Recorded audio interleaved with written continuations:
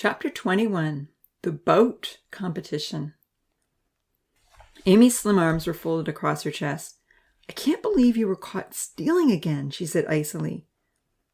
"It was dumb." "I know," Damien shrugged. Amy looked at him skeptically. Their friendship had been slowly developing. Weeks ago, she had thought Damien only cared about surfing, but gradually as he worked on the road, she had come to see diligence, creativity, and a caring heart. However, Nancy had told Georgia, who had just told Amy, that the 3 Beach Boys had stolen from the store again. "I don't know if I can trust you," she protested. Turning away to go work on his boat, Damien mumbled, "You probably shouldn't." It wasn't quite the answer Amy was hoping for. She was looking for a reason to keep trusting, not to stop. Walking over, whistling a cheerful tune, Zahir said, "Ready to try out the boat?" Amy would have rather continued the discussion with Damien, but she saw her opportunity had vanished. Damien was running toward Franz. "Coming," she replied.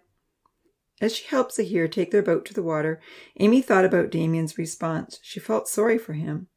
According to Georgia, Uncle Louis had made the Beach Boys dig enough supplies out of Mining Hill to do a fair trade for 10 pipe cleaners and 6 bananas. It didn't take them long to fulfill the consequence. But all the respect the Beach Boys had earned by working so well on the road had been eroded. Still, Amy wished she hadn't been so hard on Damien. "What are you thinking about?" Zahir asked her curiously. Coming back to reality, Amy shook her head. "Oh, nothing important." Smiling, Zahir said, "I asked you if you wanted to ride in the boat or not." "Oh, really? Is our boat ready for someone to ride in it?" Cocking his head to one side, Zahir looked at her curiously. "Well, yesterday we tried all those stones in it, and it didn't sink." "Sure then," Amy replied hesitantly. Still unable to swim, as were the majority of the Tinies, she was afraid of the deep water. "If you're sure it's safe." Zahir slowly put his weight in the boat. For the last week, everyone had worked on their boats during school hours, and Zahir was confident theirs was now ready. It wobbled slightly from side to side, but it floated fine. "We have a great boat," he boasted. Looking at it with pride, Amy agreed. Corks, neatly tied together, formed the base. A thick layer of tinfoil wrapped around the base and up the sides. Molded red wax stripes decorated the sides and gave it all extra strength. Seeing that it was floating well, Amy mustered her courage to step in.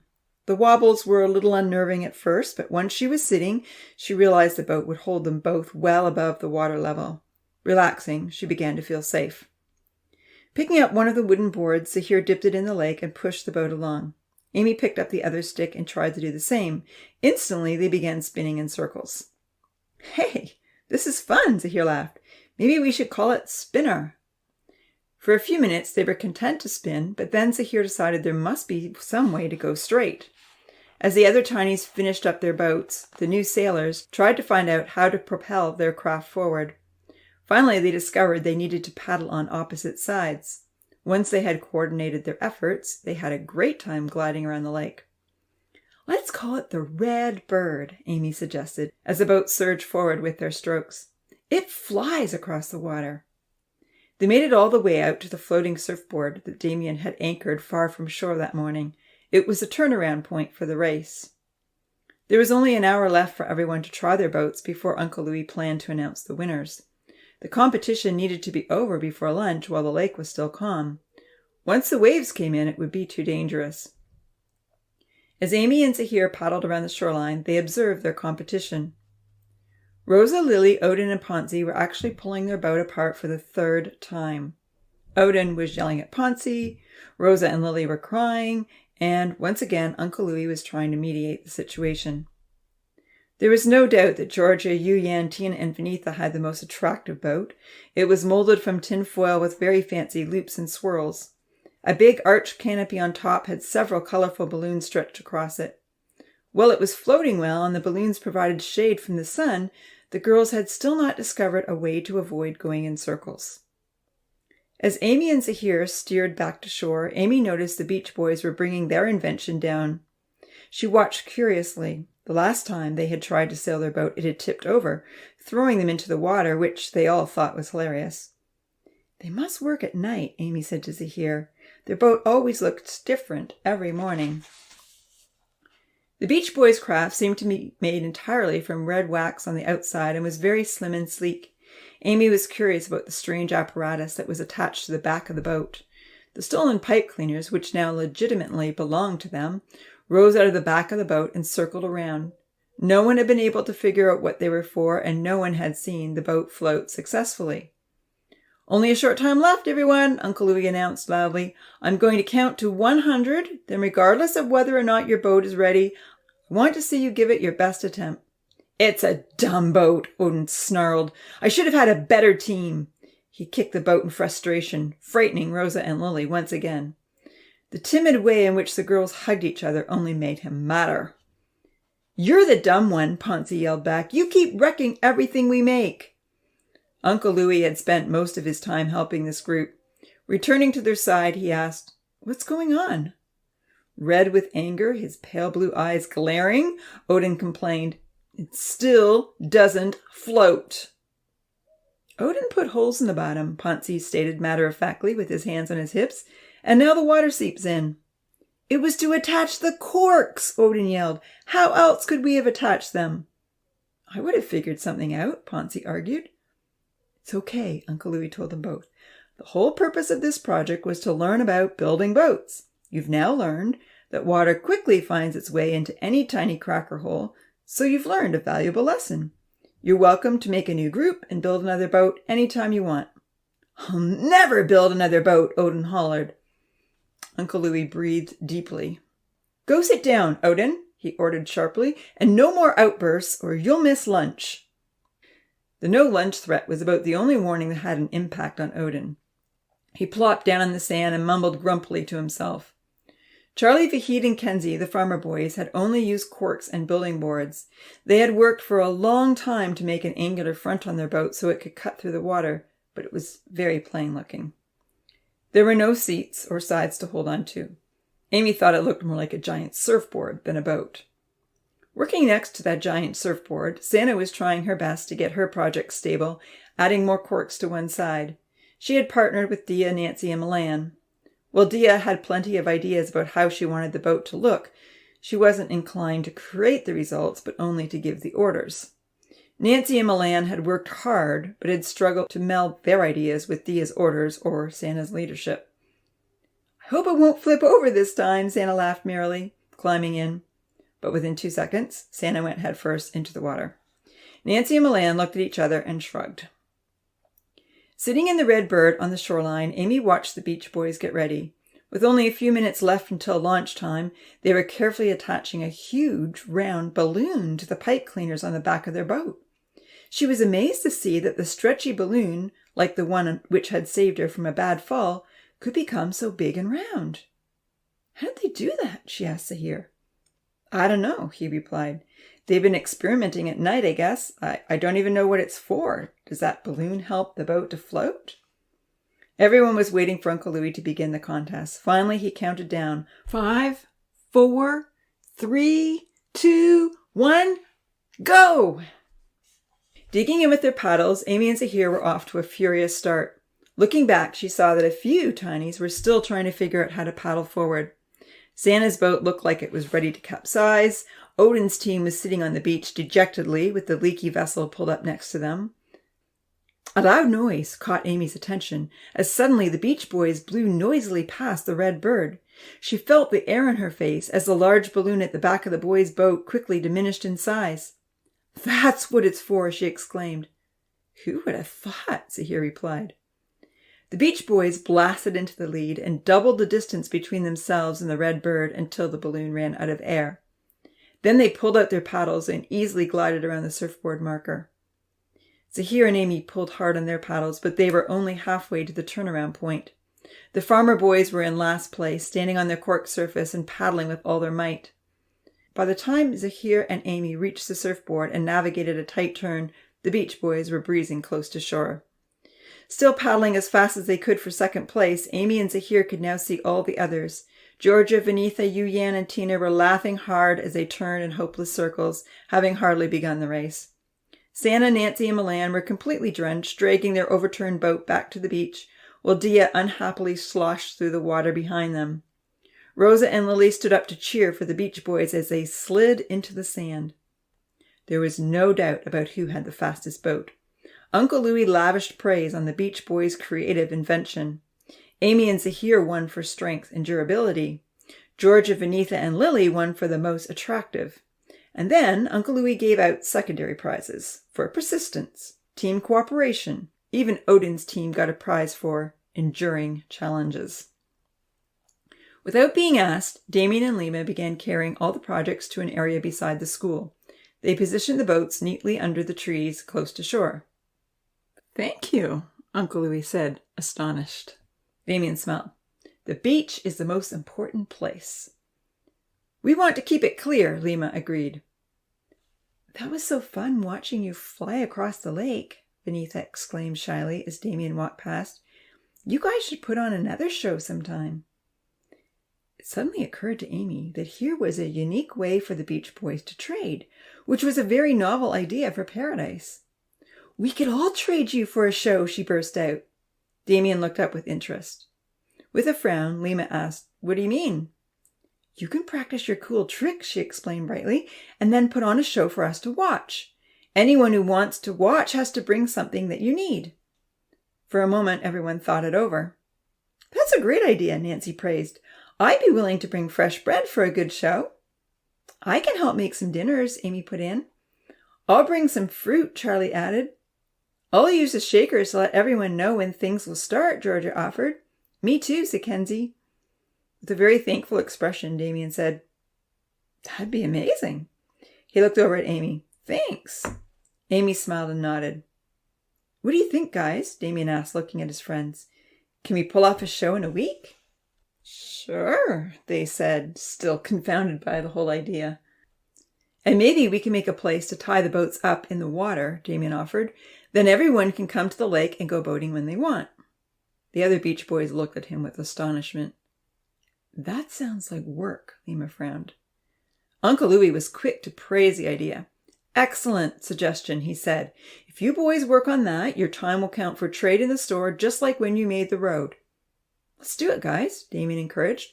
"It will clean up the beach and keep things organized." "And it'll be a great place to watch your shows," Georgia raved. Franz and Lima weren't as enthused by the idea, but with Damien's prodding, they finally agreed.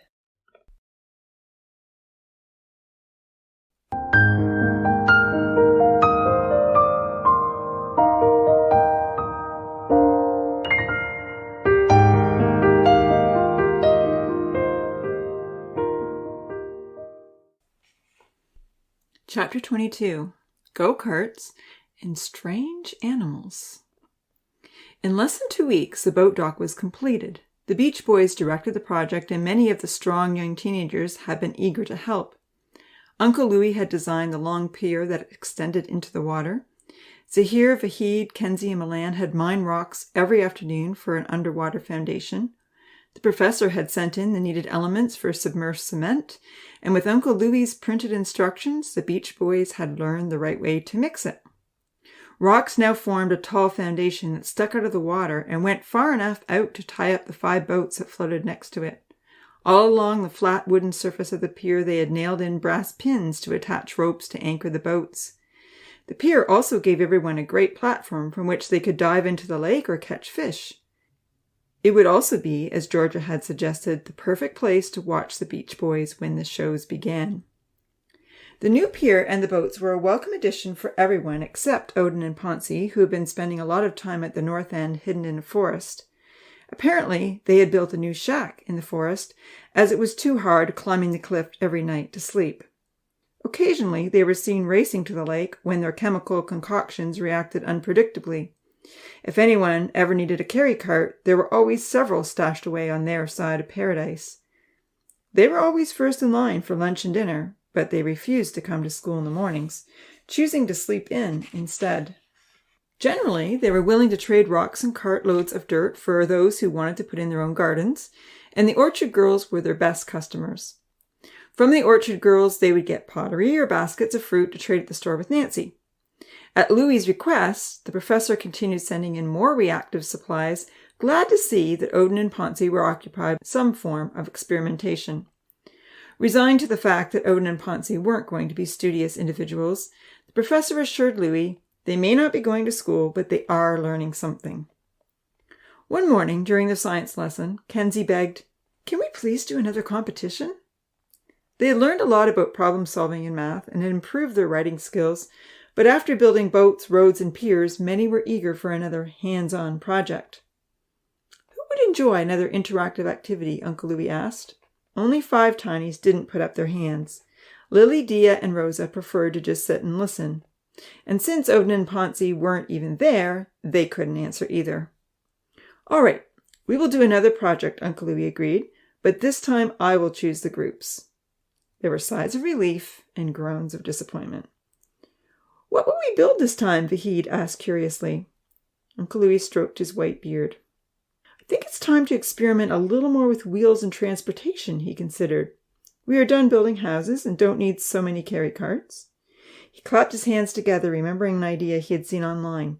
"I think our one unnamed hill would be perfect for go-karts." Almost everyone was excited to know what a go-kart was. Uncle Louis walked over to the sand and drew a picture of the idea. "I'll get some instructions for you tomorrow," he said, "and we'll get to work." For the next week, the tinies kept busy with go-kart production.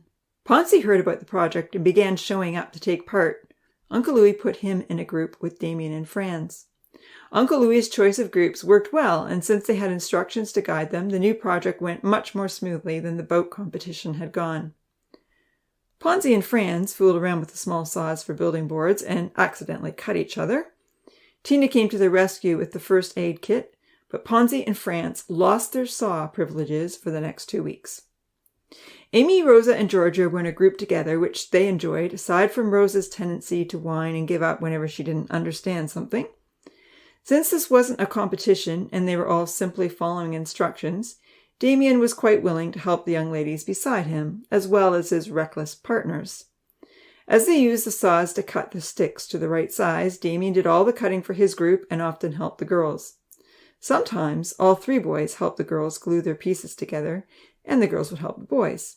Of course, sometimes the boys also swiped the girls' pieces and a big chase ensued, and occasionally Georgia or Amy would hide the guys' wheels and watch with great amusement as they searched for them. One day, as they were trying to attach the wheels to long metal bars that the professor had sent in, Damien said, "Hey, Amy and Georgia, you should try surfing. I'll give you lessons." Amy stopped trying to force the wheel onto the bar. "Do you really think I could do it?" "With some lessons you could," he encouraged. The thought of swimming out to the big waves was intimidating to Amy. Uncle Louis had taught them enough to keep afloat for a few minutes, but she didn't feel confident to go in over her head. However, she was intrigued. "I'll try to get brave enough," she told him. Damien laughed, his brown eyes merry. "I'll be right beside you," he said. "You'll have the board to float on. It's fun." It did sound enticing, but Amy wasn't fully convinced, and Georgia was fearful. Franz looked up from under his stringy brown hair. "Girls are so scared of everything," he remarked with a disdainful laugh. "Not everything," Georgia and Amy answered defensively. Rosa spoke up timidly. "No, just scary black creatures and drowning." Ponzi confessed, "I'm not really a fan of drowning either." With a smile in his direction, Rosa giggled. "But you aren't afraid of spiders," she praised. Noticing that Amy was really struggling to get the wheel on her metal bar, Damien offered to help. She passed it to him gratefully. With his big hands, he clamped it on in 2 pushes. "Thanks," Amy and Georgia both said in unison, quite impressed. "Did you hear that strange animal last night?" Franz asked as he marked lines on a wooden board for Damien to cut. Damien and the young ladies looked over at Franz with surprise. "Strange animal?" Amy frowned, working on the frame of her cart. "How can there be a strange animal in paradise?" "Remember the spider," Franz smiled, waggling his eyebrows mysteriously. "No one knows how that got in." Rosa's bottom lip started to tremble. I need to use the outhouse," she mumbled, rising to her feet. "I'll be back." And with that, she ran off. Georgia was looking carefully from one young man to the other. What did this animal sound like?" she asked with a nervous giggle. Franz made a screeching noise followed by a low growl in his throat. "I've never heard that," Amy stated confidently. "Down by the water we hear a lot more during the night than anyone else," Franz told her. "But then we're outside in the open, not shut up in a big, safe house." I think I heard it the other night," Ponzi remarked thoughtfully, as he held the board for Damien to cut. It sounded huge, even bigger than Frodo. I'm glad I'm not in a hammock. I wouldn't be able to sleep." Looking skeptically from Damien to Franz and then to Ponzi, Amy asked, "Are you just trying to scare us?" "Warn you is more like it," Damien put in, speaking seriously. There was not even a hint of a smile on his face. "You're pretty safe in that mansion on the hill, but if you ever hear that screech at night, just make sure it's not something trying to get in. And if it is, then yell for us," Damien told her earnestly. "We aren't far away. We'll come track it down." Georgia and Amy looked at each other uncertainly. When school was over that day, Amy went with Georgia to help Vinitha cut hair. Almost all the guys were in line for a cut. Kenzie, who didn't really care what his hair looked like, as long as it was out of his eyes, was quite happy to give his 2 bananas to Amy. Everyone else wanted Georgia or Vinitha. But even though Kenzie was Amy's only customer, she did feel that she was getting better. Most of her cuts were even. She just lacked artistic flair. Watching her friends, Amy took careful note of what all the guys liked. Damien wasn't so keen on close cuts. He liked his blonde curls. Franz kept his stringy brown hair on the longer side, just above his eyes. Charlie always wanted a clean, close trim. Zahir liked to keep a few dark curls on top with a close trim around the sides. Malayan liked his blonde hair to have a layered look, and Vahid kept his dark brown hair short and tidy. Odin had still not been convinced to cut his long blonde hair and preferred to keep his wild, disheveled appearance. Ponzi didn't really care what happened to his hair as long as it wasn't too short. After watching the others get a new look, Lima decided his afro needed a trim. Since Georgia and Vinitha were still working on Ponzi and Vahid, he walked over to Amy. "See what you can do," he said. "Just give me a trim, and I promise I'll dig up whatever you want from Mining Hill." "I would love a big flat stone for the patio we want to put in front of the mansion," she said, picking up the scissors. "Sure, I'll find you a good one," he promised. With all good intentions, Amy tried to give Lima a stylish haircut, but his hair was very matted from swimming. She struggled to make it all smooth. It became shorter and shorter until Lima begged, "Just cut it all off." "I'm so sorry," Amy apologized. Georgia was sweeping all the strands of cut hair into a pile. "You look good with a really close cut," she encouraged Lima. Lima shrugged. "My head looks so small," he moaned. "But that's okay. I won't need another cut for a long, long time." When they were done their work, the girls watched the surfers practice until it was time for dinner. It was fun sitting on the pier, dangling their legs in the warm water and chatting about stuff, even laughing about Fran's wild tale of the strange animal. "They are just teasing us," Georgia stated disdainfully. "I saw Franz wink at Ponzi." "Naughty boys," Amy smiled with a shake of her head. "Oh, look," Vinitha called out. "Damien is riding inside that wave." All the girls looked, and for a moment they couldn't see the tall, strong Tiny anywhere. Then all of a sudden he popped out from under the curling white water. Clapping and cheering, the girls caught Damien's attention, and he spun around on his board, which impressed them even more. As they watched him swim back out to catch the next wave, Vinitha asked the girls, "What color will you paint your go-kart?" The young ladies launched into a discussion on which colors went best with which and whether to decorate their go-kart with a swirl or stripes. Eventually, they heard the dinner bell ring. Twilight was falling as they raced to the store for the evening meal. Nancy and Milan had prepared a delicious fish chowder with lots of vegetables and bread. Since darkness was falling earlier and earlier after dinner, everyone headed to their homes as soon as they had finished eating. It was already getting quite dark. There were no moon or stars to be seen above. On the pathway up Rainbow Hill, Georgia and Amy found themselves glancing sideways nervously. Amy reminded her, "They were just teasing us." "I know," Georgia replied confidently. "The professor would never let a strange animal get in." "Well, aside from the spider," Amy qualified. "True, but that was an accident. I'm sure it won't happen again, ever." Even though the girls were talking bravely to each other in the darkness, the mere thought of a strange animal in the woods sent shivers up their spines. As they approached the top of the hill, they remembered the solar twinkle lights. The switch was close by. "Let's turn on the lights," Georgia said eagerly. "Then we can see better." "The Beach Boys hate them," Amy reminded her. "They can turn them off if they don't like them," Georgia stated, undeterred. "Okay, it would be nice to see." Carefully they made their way along the well-worn path to the clearing. They were within 20 footsteps of the light switch when they heard rustling in the forest. Immediately stopping in their tracks, they looked around. It was dark. There wasn't any moonlight. "It's just a squirrel," Amy said dismissively. The rustling started again, and there was a loud thud. It was much louder than a squirrel would make. Georgia reached over and took Amy's hand. "Is it a deer?" she asked in a high, wavering voice. "Let's run home," Amy whispered. And then they heard it. It began with a screech and became a low growl. The noise was exactly like Franz had described. Hugging each other, the young ladies weren't sure which way to run. There was another loud thud, and then the screech was closer. The growl was louder. In fact, it sounded close enough to grab them. Both girls began screaming. They were too frightened to move. It was too dark to see anything clearly, and then the huge thing attacked. The girls tried to fight it off, punching and kicking and screaming as loudly as they could. A familiar laugh made Amy look up, and she realized they were punching and kicking Damien and Franz. Damien held Amy's arms against her sides. He was laughing so hard he could barely speak.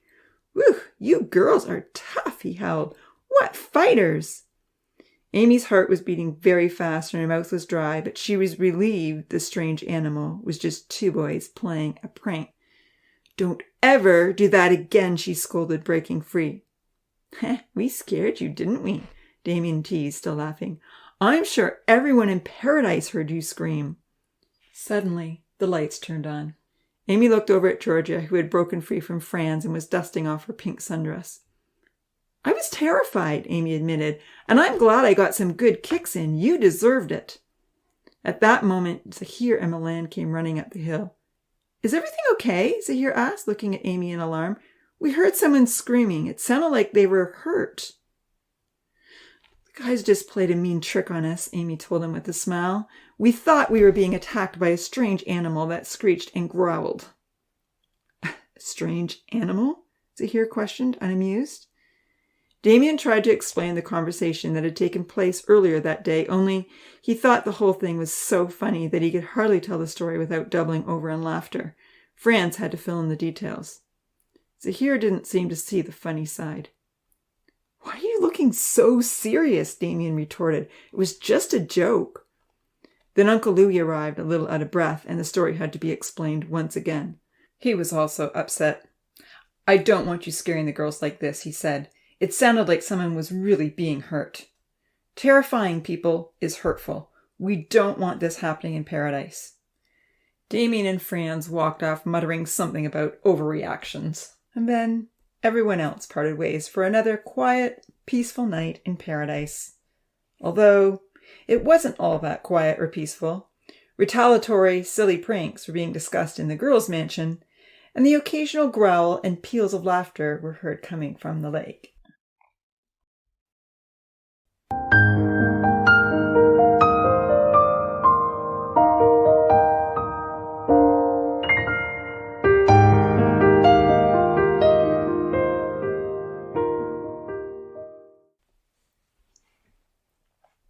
Chapter 23. Probable or Impossible? Evan made his way to the Arctic biome in twilight. He was meeting Seth and George in the research library located off the main entrance. It was a much quieter study area than the library in the rainforest biome, and therefore the one he preferred. Outside, just to the right of the glass structure which housed the winter-hardy animals, a large waterfall cascaded down a series of rocks, rushing away in a torrent that ran under a bridge. Canadian tundra gardens lined the winding pathway leading up to the main glass doors. In the spring and summer, the gardens were filled with small, unusual flowers, a few woody shrubs, and a variety of grasses. Now that it was fall, the flowers were gone, but the grasses had turned various colors of green, rust, and beige.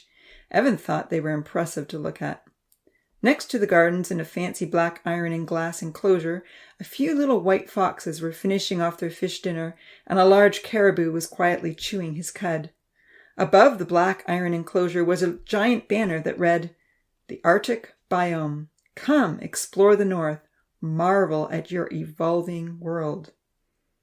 Opening up the tall, blue-tinted doors, Evan breathed in the salty sea aroma. Floor-to-ceiling glass windows allowed him to see the polar bear and the seals swimming off on their well-separated sides of the large pool, which was surrounded by man-made snow and ice. The polar bear was the main attraction of the Arctic biome, especially at feeding time. She had perfected the art of catching fish in her mouth as they were tossed to her by her trainer, and she was very big. The seals on the other side of the tall glass enclosure could do the same trick, but they didn't have the same commanding presence. Seth was already sitting inside the library at the desk they always used. With a pile of heavy textbooks beside him, his red head was studiously bent over his notebook and calculator. He was punching in an equation. "Good evening, young man," Evan said to him in a friendly fashion. "Which exam do you have tomorrow?" "Biochemistry," Seth replied wearily. "It's going to be tough." "I agree," Evan said. "It will be tough. I remember that one." Sitting down across from Seth, Evan quizzed him for a couple of hours on various formulas, the components of a cell, methods of communication between the cells, and the steps to ward off disease and mutations. He showed Seth the diagrams in the textbooks which he needed to memorize and had him draw a few from memory. "So, any more questions?" Evan asked, noticing that it was now past 8 o'clock. "I do have one," Seth admitted, "but it won't be on the exam tomorrow." "That's okay," Evan assured him. "What is it?" Seth hesitated. "You've studied science for many years," he began. Pointing to the starry sky, which could be clearly seen through the glass greenhouse structure, Seth asked, "Have you ever looked up into the sky at night and wondered where it all began?" "You mean like the universe?" Evan frowned. Seth nodded. "Well, I guess the simplest answer is that it all began at the Big Bang." With a shrug, Seth replied, "That's perhaps the most accepted answer at the moment, but how can you be sure it's true?" "Physics and cosmology aren't my areas of specialty," Evan admitted, "but most scientists would affirm this theory correlates with the evidence we have available. I trust the scientific community. There are a lot of brilliant minds at work." Seth prodded a little more. "But the way knowledge and understanding develop," he said, "theories change based on new discoveries."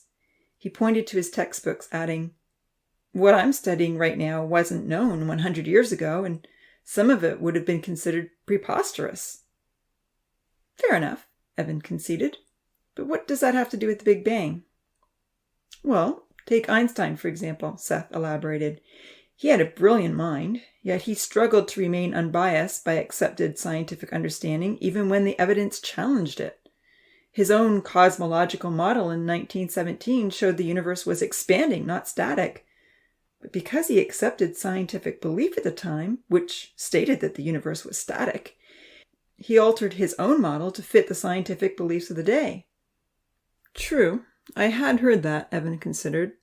"And I believe that only 15 years later, when the discoveries by Hubble and his colleagues showed the universe was expanding, Einstein had to admit he'd been wrong to doubt his original cosmological model, adding that his cosmological constant had obscured the truth. He'd made a major breakthrough, Evan reflected, but he doubted it." With a nod, Seth agreed.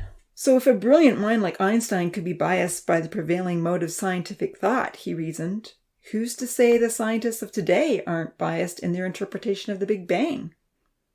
Shaking his head, Evan smiled. "The theory will likely be fine-tuned as new information becomes available," he admitted. "But that's what we scientists do. Science is all about asking hard questions and searching for answers. It's through the process of experimentation, calculations, and trial and error that we discover and map out better theories. I find it exhilarating. We're like explorers discovering new lands." "I love it too," Seth agreed with a chuckle. "And I do believe that following the true scientific method can lead to the discovery of truth. But if we are explorers, the maps we inherit from earlier generations may sometimes turn out to be off track, leading everyone in the wrong direction. That's a bleak outlook, Seth, Evan frowned. Seth paused before responding. Solomon, the wisest man in the Old Testament, said in Ecclesiastes 3 that God has made everything beautiful in its time. He has also set eternity in the hearts of men, yet they cannot fathom what God has done from beginning to end.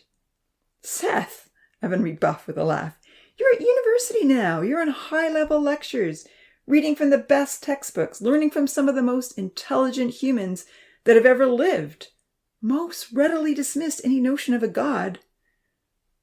Many scientists dismiss God, but not all, Seth reminded him. But it's so unlikely, Evan argued earnestly, even though he hadn't dismissed the concept completely himself. There's just no proof or evidence of a God, he stated harshly. The universe began with the Big Bang, and physics shows the theory is the most plausible explanation. My best advice for you, is one budding scientist to another, is to go where the evidence leads. But what if the evidence we think demonstrates a Big Bang is actually pointing to the beginning of God's creative act? Seth reasoned.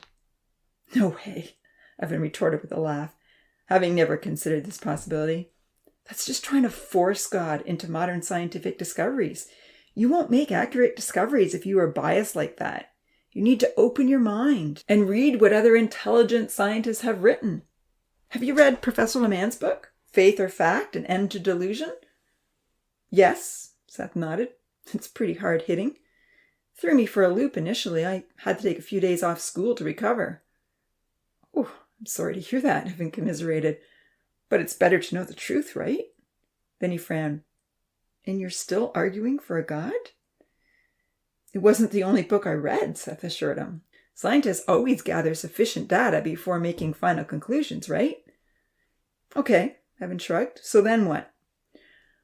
I searched everything that had been written in response to his book. There are numerous articles both for and against his book, and even some online debates and public lectures that critique and challenge his claims.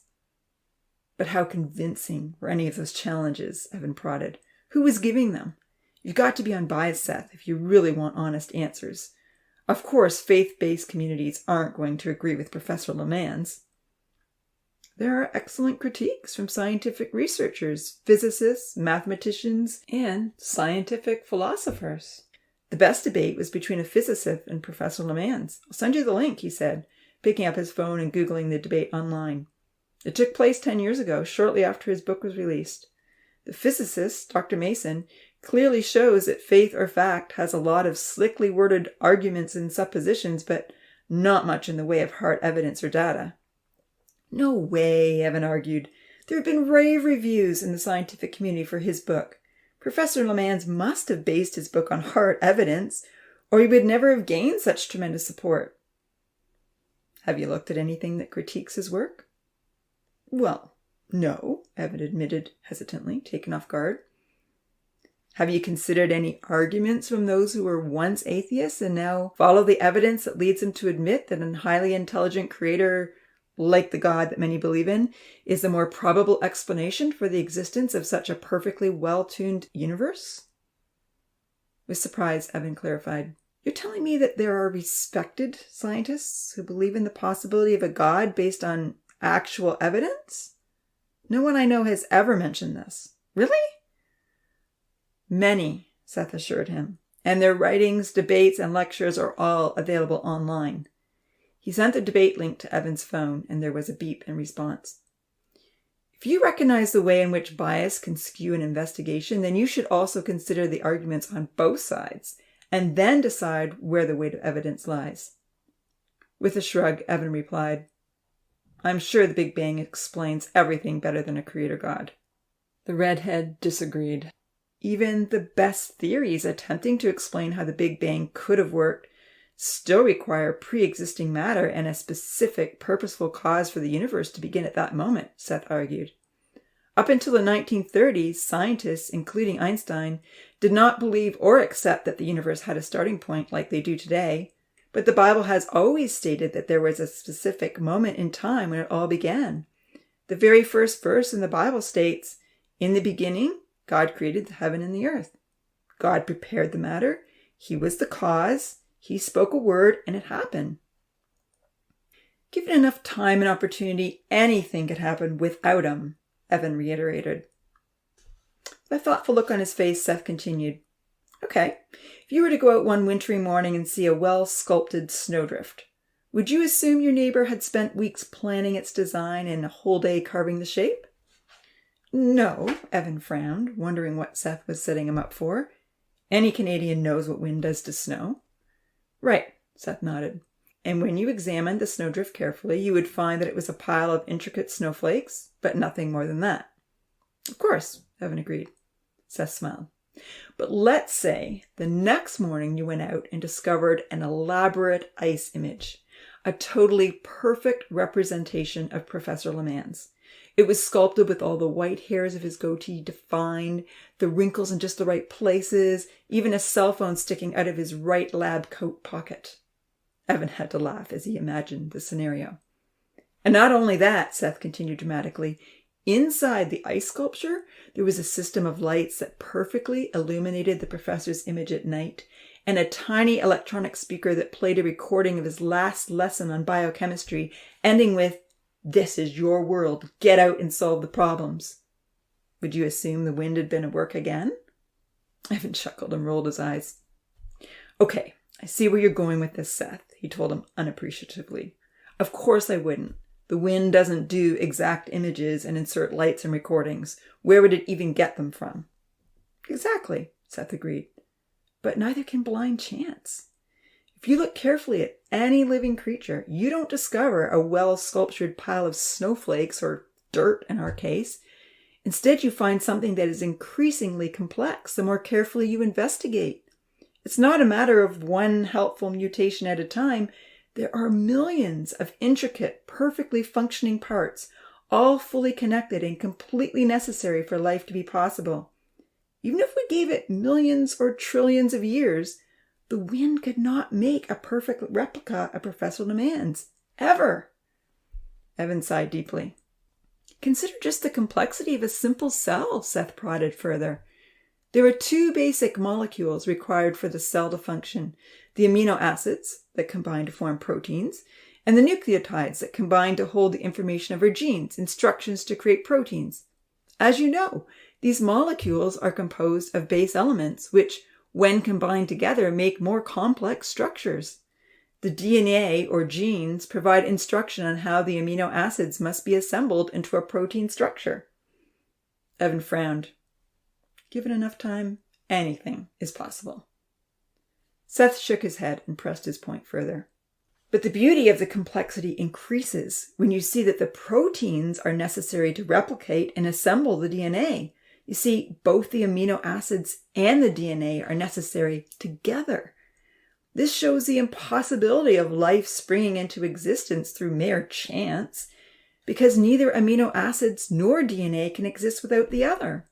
Both must have come into existence together, which could only have happened if a designer was creating life intentionally.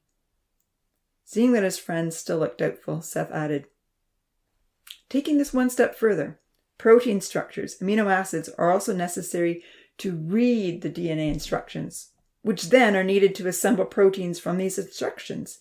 It's not just a matter of time, opportunity, or probability. Macroevolution is actually impossible. And as human beings, we can't even create one simple, fully functioning living cell. Oh, yes, we can, Evan interjected, a little overwhelmed by his friend's lengthy outburst. You may not be aware of it, but cell therapies are being created for cancer treatments. In an IVF research, scientists design genetically healthy embryos. Can anyone create a cell from scratch, using only the base elements? Well, no, Evan admitted, rather deflated. This fact had already caused him much anguish when the professor spoke of creating paradise. We still require existing functional cells with the genetics already available. He sighed. I guess only life can produce life. Closing up the textbooks on the table, Evan got ready to leave. However, Seth was tightly wound up and he wasn't quite finished. Laying his hand on Evan's arm, he asked gently, Evan, how do you think a great designer would feel if someone closely examined his ingenious craftsmanship and then told everyone that it all just happened by chance. Evan rose from his chair. His face was flushed. All the best on your exam tomorrow, Seth, he said firmly. Get those diagrams memorized tonight. I will, Seth promised, sighing heavily. Without another word, Evan headed home to his small basement apartment, a dinner of ham and eggs, and his own niggling thoughts.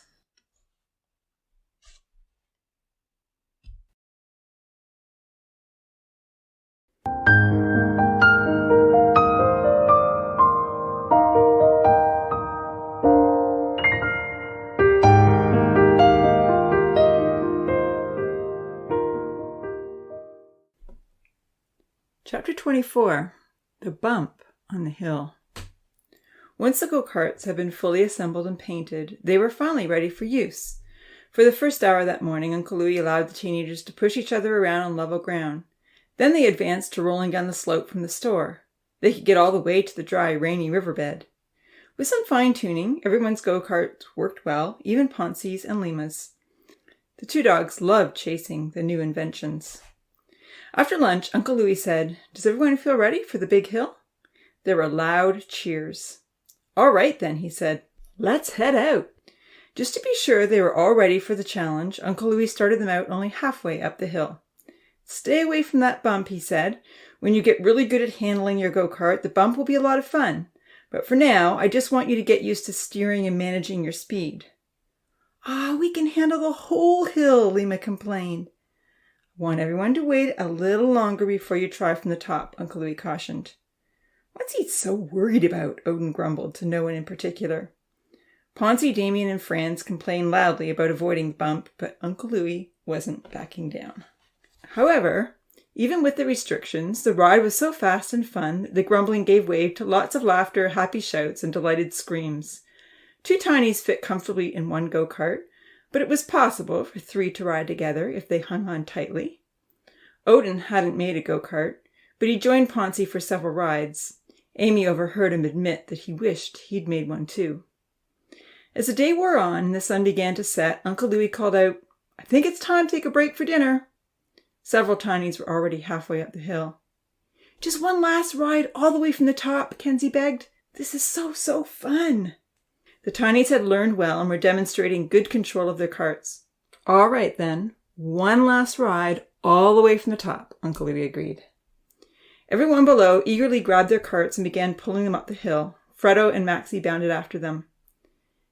"Can I ride in the cart on the way up?" Rosa begged Amy as they began to trudge upwards. "My legs are so tired of climbing." Amy stopped and considered her request. Rosa wasn't tall, but she was quite round and heavy. "Can we push her up, girls?" "We can try," Georgia said unenthusiastically. She turned to Rosa. "If you're so tired, why don't you just stay back this time?" "But I love the ride down," Rosa moaned. "I just don't like walking up." Damien was already halfway up the hill with Ponce and Franz, but he overheard the girls' conversation. "I'll help," he offered, running back to give his assistance. "Oh, good," Rosa said with relief, climbing into the cart. Amy smiled gratefully. "Thank you," she said to Damien. She grabbed the rope tighter and began pulling hard. Georgie and Damien pushed from behind, and the cart went up the hill at a good speed. By the time they reached the top, they were last in line to go down. Charlie, Santa, and Milan had a big, clunky go-kart, but once it picked up speed, it went quite fast. Maxie chased it all the way down, barking as she ran, and Santa hooped and hollered. Zahir, Vanitha, and Lily had the most attractive go-kart. Vanitha had painted flashy blue swirls all over it. Zahir steered well, even though he had coerced Fredo to sit on his lap. Crowded into the back, the two girls screamed with delight as they zipped along. Next, the girls watched Damien, Ponce, and Franz fly down the hill, reluctantly avoiding the bump in the middle, and swerving skillfully past the trees on the edge of the forest. Everyone cheered when they made it all the way to the train tracks. They had gone further than anyone else. "Let's beat them," Amy said impishly, her blue eyes sparkling. "I'll steer." She took the front seat while Rosa climbed in behind her. "Oh, don't go too fast," Rosa wailed. "And please tuck your hair and ribbons in so they don't hit me in the face." Amy didn't respond with words, but she frowned. A little irked, she tucked her ribbons inside her dress and tied her long wavy hair into a bun. "See if you can get over the train tracks," Georgia encouraged. I'm scared, Rosa pleaded. Let's just enjoy a nice ride down the hill.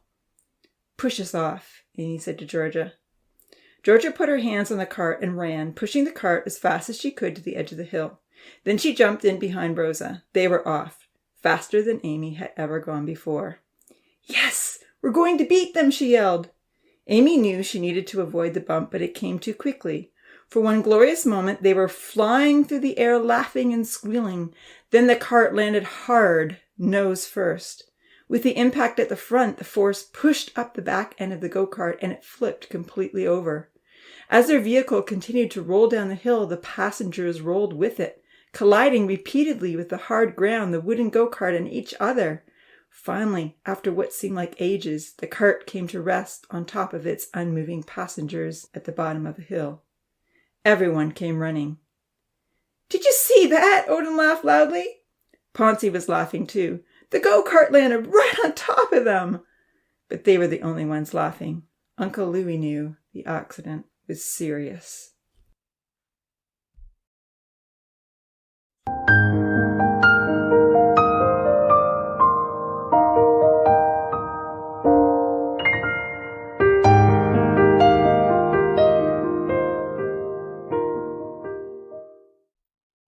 Chapter 25.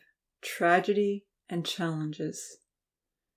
Kneeling down beside them, Uncle Louis called out fearfully, Girls, are you all right? Amy opened her eyes. Yes, she groaned, but I hurt everywhere. Georgia rolled off Rosa. I'm okay, but I don't want to do that again. As she tried to push herself up, she grimaced and said, My wrist hurts. Rosa still hadn't moved. Her eyes were open with a strange, glassy stare.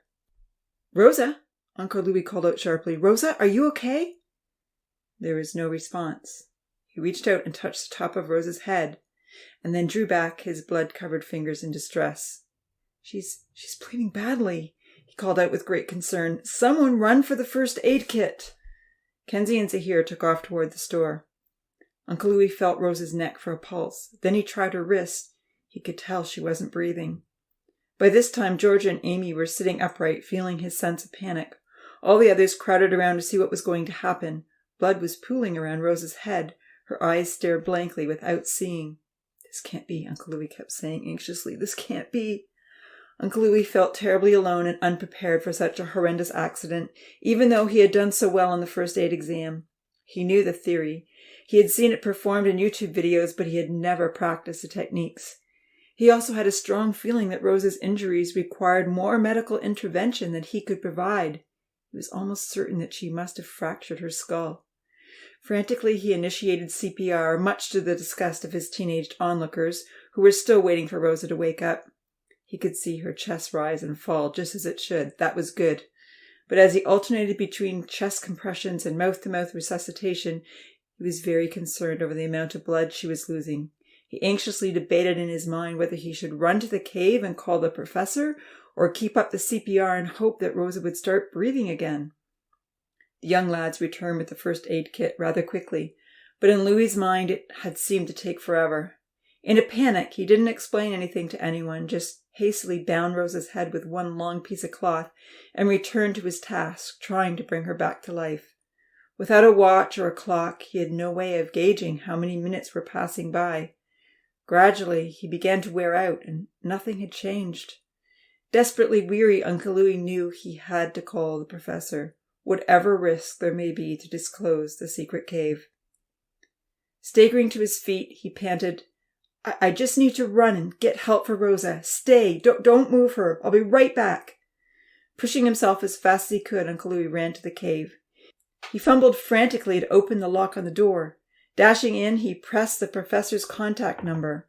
The phone rang over and over. Since the professor was teaching a class, it took a few tries before he answered.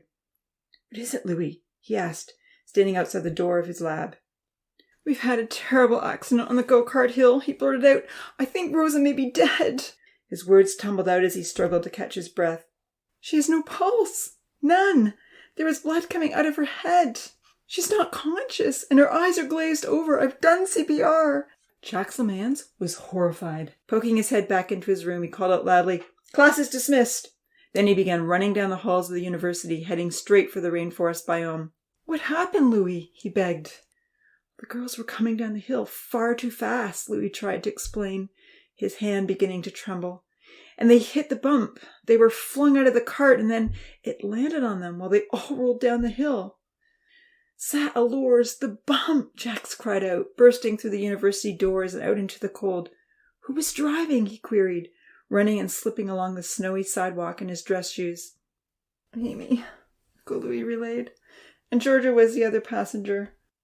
The professor was seeing it all in his mind, the go-kart rolling down the hill, colliding with the girls over and over. How he regretted making the bump.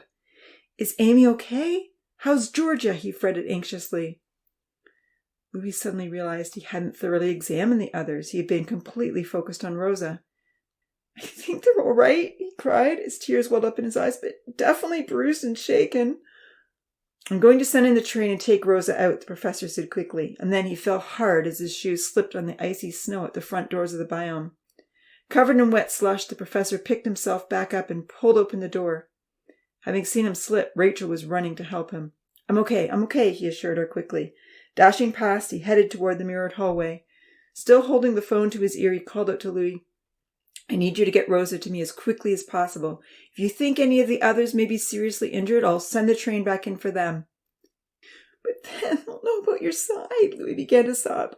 I'm so sorry. I don't know what to do. I don't want to ruin your plan or lose a life. This is almost beyond me. Quickly looking around, the professor saw that Rachel was watching him with bewilderment. He didn't have time to explain the crises, and he certainly couldn't use the drop floor route. Racing around to his office door, he tried to give calm support and encouragement, appreciating that Louis was overwhelmed. The train will be heading in shortly, he assured him, breathing heavily, as he unlocked his door and ensured it relocked behind him. You did well to perform CPR, he praised. That was very important, Louis. Do you remember how to recognize a medical emergency? Yes, Louis sobbed. Running through the viewing hall, Jax relayed the warning signs to Louis once more, just to refresh his memory. Reaching the supply room, he grabbed a small stretcher from the first aid shelf and put it on the train. From the ice machine, he grabbed some tiny cubes for the girls and placed them in a small pail. I'm sending in a stretcher, he told them, somewhat out of breath. Get the young guys to help, immediately, and put Rosa on the train. Then check Amy and Georgia thoroughly. If anything seems questionable, contact me and I'll send the train back in. Thank you, Louis replied with relief, wiping the tears from his eyes and face. I will. I hope you can do something for Rosa. I'll do my best, the professor promised, reaching toward the train button on the wall. I'm sending the train in now, he relayed urgently. There's ice for the girls. Get back to them as quickly as you can. Goodbye, Louis. I love you, and thanks for trying your very best. By the time Louis raced back to the site of the accident, the train was pulling up to the store with its whistle blowing. Zahir, Charlie, and Vahid stood up uncertainly, looking in its direction. Run! Louis called out to them. Unload the train and bring all the supplies. Reaching the sad little group gathered around Rosa, he saw they were trying to engage her in conversation.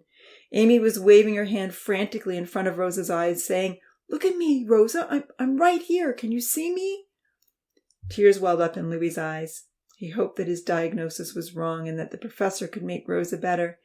He hated to think that such a fun experience could have gone so wrong, ending a precious life. Well, a few of the young teens had seen the dead spider, Zahir's fish, and the occasional dead insect. Nothing of such importance had ever died in paradise. I really haven't explained death to them, he thought anxiously, as the boys raced toward him with the supplies. And while I've heard about it, I don't really fully understand it either. What will I say if Rosa is actually dead? Ponzi's bronze face was turned in his direction. His dark eyes were troubled. You said you were going to get something to help Rosa, he challenged. Why don't you have anything with you? For a moment there was a fearful look on Uncle Louis's face. I couldn't find it, he lied. He felt even worse. He glanced quickly at Odin and saw the suspicious gleam in his pale blue eyes. But there was no time to discuss the matter. Charlie and Vahid had brought the stretcher, and Zahir had the pail of ice. Looking at the long apparatus he was carrying, Charlie inquired, What is this thing? It's a stretcher, Uncle Louis mumbled. This is how we're going to carefully pick up Rosa so that we don't hurt her. Tears began running down his cheeks again. None of the tinies had ever seen Uncle Louis cry. Odin ran over to help lift Rosa onto the stretcher. "I'll take it," he said brusquely to Charlie, picking up the handles with Fahid. "Let's get Rosa on the train," Uncle Louis said gently to everyone. Quietly, everyone followed Odin and Fahid as they carried Rosa on the stretcher. Georgia and Amy were limping a little, and Georgia was holding her arm gingerly, but Louis observed they were both alert, interacting normally with the others, and moving well without any serious grimaces of pain. Now that the professor was nearby and aware of all that was going on, Louis didn't feel quite so overwhelmed. It wasn't all on him. After Rosa had been put on the train and the train began backing out, Uncle Louis called Amy and Georgia over to the store deck. Everyone else followed quietly, unsure of what to do. Uncle Louis made sure the two girls didn't have any broken limbs or double vision or severe pain in any places. Georgia had sprained her wrist, but could still move her fingers freely, so he wrapped ice in a cloth and placed it on the swelling. He attended to the scratches and sores with antibiotic ointment, and Tina helped him to put on the bandages. When he was done, he sat down with relief and weariness. All the anxious faces were looking at him for answers, but he didn't feel he had the mental presence of mind to talk about what had just happened. "I'm going to read everyone a story," he said. "We all need to just stay calm and see what will happen with Rosa." "I'll get some books," Kenzie offered. Uncle Louis nodded gratefully. Kenzie, Sahir, and Fahid ran to the school to grab some stories off the deck. With his head in his hands, Uncle Louis desperately hoped, "Maybe the train will come back soon and Rosa will be all right." Disconcerted and traumatized, the Tiny sat on the store deck waiting for the books. Odin suddenly challenged him. "Something's going on," he said with a tremor in his voice. "You're always running to the outhouse for help. I've been there. You're not going to find any help in there. And how does this train know when to come and go and what to bring? Something's up." Exhausted, Uncle Louis sighed heavily. He had expected that his sudden dash to the cave would ignite curiosity. Weary, very emotional, and disappointed that he had lied to the Tinies, he resolved to tell the truth. The Tinies were getting older and wiser, and there was no way the cave could stay a secret forever. Thankfully, there was only one key. "I guess it's about time I let you all in on a secret," Uncle Louis relayed in a serious manner, just as the boys came back with the books. Thanking them, Uncle Louis suggested they sit down for a moment, as he had something important to say. When everyone was seated and looking up at him, Uncle Louis began. "In Rainbow Hill, there is a cave with a locked door." Some of the boys leaned forward to listen better. "This is a private place that none of you are allowed to enter," he warned wearily. "In this cave, I can talk to the professor. Just like you had a window in the nursery and could see Evan, I have a window to the professor. He can hear me, and I can hear him." The Tinies were wide-eyed with wonder. Even Odin was impressed. "So there really is a professor," Lema remarked. Franz rolled his eyes dubiously. "Does he live in the cave?" Santa asked.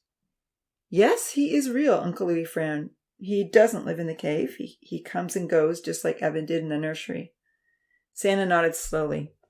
Several Tinies looked at the cave as though they were wondering whether the professor would fit. "How does he get in?" Franz asked. "There is a way," Uncle Louis told him. "Communication between myself and the professor is vital here in Paradise," he explained, "especially in emergencies. I tell him what we need, and the professor or Evan will send it in on the train. But I'm the only one who is allowed in the cave for now. Does everyone understand?" All heads nodded. There was a mischievous smile on Odin's face that Uncle Louis didn't trust. "If anyone ever goes inside that cave without my permission," Uncle Louis warned sternly, "there will be serious consequences. They will completely lose their freedom in Paradise." He paused, trying to think how best to explain loss of freedom. "They will have to stay beside me all day and sleep on my couch at night," he said threateningly. "Don't try it." For a few minutes, everyone sat in silence, absorbing the new information and thinking through the instances when the train had come in at odd times. Uncle Louis stood up to read a story. Amy had been twisting her hands nervously the whole time. Before he could even walk one step forward, she asked, "Uncle Louis, what does it mean to be dead?" At the start, his face fell. 19 curious pairs of eyes were looking in his direction. He thought of telling Amy that they didn't need to discuss this just yet, that hopefully Rosa would be fine and that it would be better to read a story and calm down. But he could see they all desperately needed to talk. "Come down to the beach with me," he encouraged everyone. All the tinies gathered around Uncle Louis on the beach, sitting in the warm white sand. Above, the sky was overcast and darkening, but the surfing waves had ceased and were now gently lapping against the shore. This is a really hard thing to talk about, Uncle Louis began, looking up at all the bewildered faces and feeling tears well up in his own eyes. Up until today, you've only known a fairly trouble-free existence. Yes, we've had one broken bone, some fights, scrapes, and burns, a day of heat, and even a scary incident with the spider, but for the most part, life has been pretty good. Would you agree? Everyone nodded aside from Odin and Franz. Dia and Ponzi didn't seem completely sure and shrugged their shoulders. Uncle Louis sighed. But we won't live like this forever. None of us will. We won't? Amy questioned anxiously. What do you mean? Well, the professor can help us with a lot of hurts and damage, like when Charlie broke his arm. It's all better now, right, Charlie? Charlie nodded and waved his arm around. Sure is, he said. With a sad smile, Uncle Louis continued. There are some things that cause damage which can't always be repaired. We are alive right now, but if we stop breathing or our hearts stop beating, he paused and swallowed hard. Sometimes they can be restarted, but sometimes they can't. If we are dead, that means we can't start breathing again unless the professor finds a way, but it seems he hasn't found one just yet. He hasn't? Amy asked in a panic, turning very white. But the professor is the mastermind of paradise, Zahir reasoned. If he made us once, then why can't he just make us again? Uncle Louis took a deep breath, and then another, as he pondered the question. I'm going to have to ask him about that, Zahir, he said at last. I don't know that I have all the answers on this. I do hope that maybe there is some way. There's got to be a way, Kenzie piped up. Maybe he can do some experiments on Rosa and discover how to do it. True, Uncle Louis nodded. I hope you're right, Kenzie. But in the meantime, he said, looking around at everyone, be careful what you do. Your life is very precious. We will fix that bump on the hill before anyone else goes on it, Kenzie exclaimed. He looked around at the group. Who's willing to help me tomorrow morning? Nearly everyone put up their hand. Well, we only have 5 shovels, Kenzie considered appreciatively, but we can all take turns. The tinies waited for the train that evening until the darkness had descended. Some of the young teens were falling asleep on the beach. Finally, Uncle Louis encouraged them all to go to bed. Let's hope there is good news in the morning, he said, desperate to get to the cave and talk to the professor. I'm sure the professor is doing all that he can to fix Rosa back up. With that hopeful thought in mind, the tinies straggled off to their homes, even though many would have a sleepless night.